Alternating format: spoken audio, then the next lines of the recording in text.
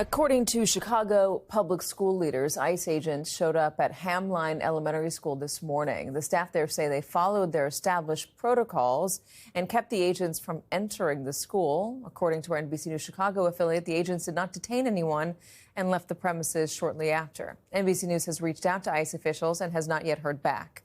Joining us now, Pedro Martinez, Chief Executive Officer for the Chicago Public Schools.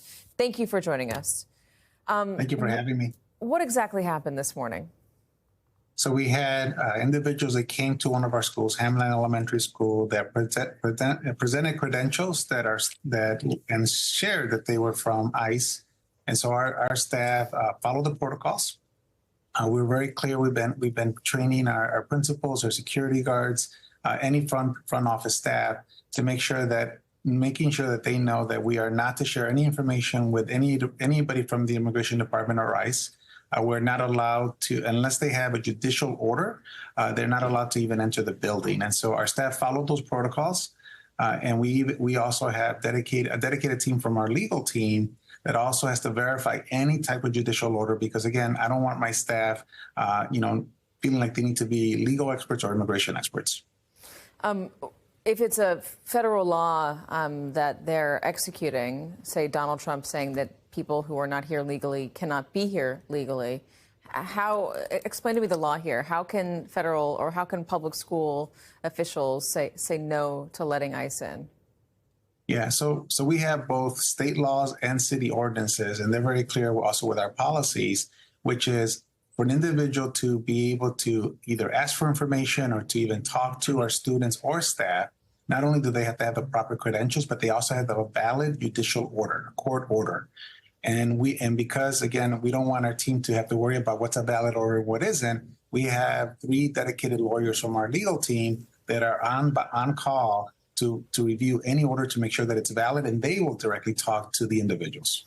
What's stopping them from just waiting outside as parents come to get their kids? What do you do in a situation like that?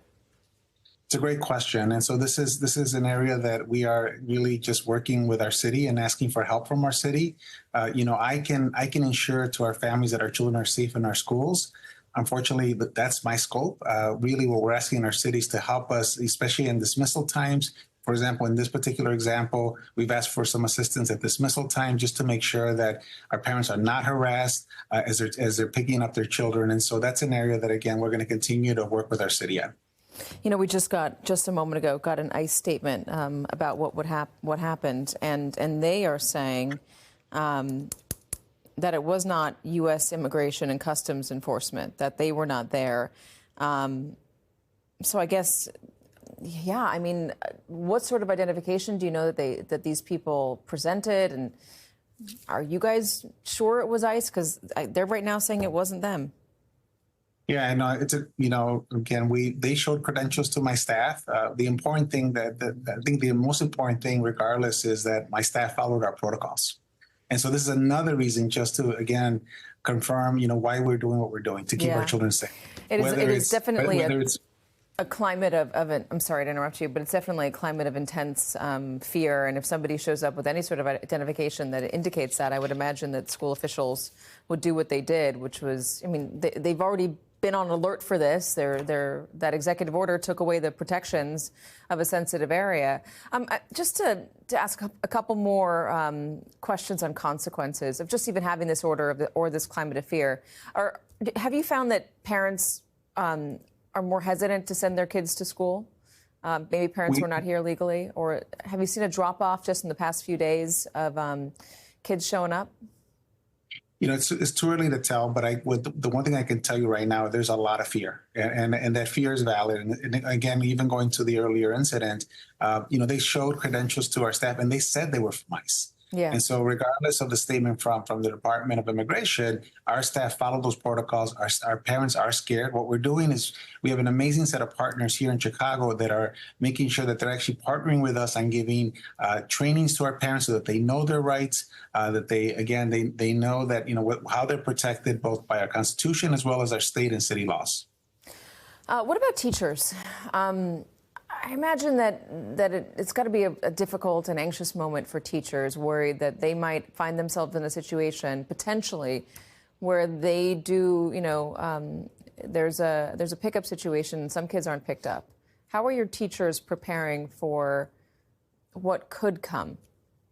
It's a great point. I think our biggest fear, we have two large fears. One is that parents are intimidated and they keep their children at home, and we know that's not good for them. In fact, the safest place for our children is in our schools. The other is that parents are detained outside of our schools, and so we're asking families to have updated guardian information. Our community partners are actually working with any of our parents who voluntarily share with them that they're undocumented to create family plans so that we have multiple individuals, relatives, friends of family, that in an emergency their children can be picked up by and can stay with. All right, Pedro Martinez, thank you very much. And again, your school says some people showed up with ICE credentials or claiming to be ICE agents. ICE is saying it wasn't them. We're going to wait for a little bit more clarity on this. Pedro Martinez, thank you so much.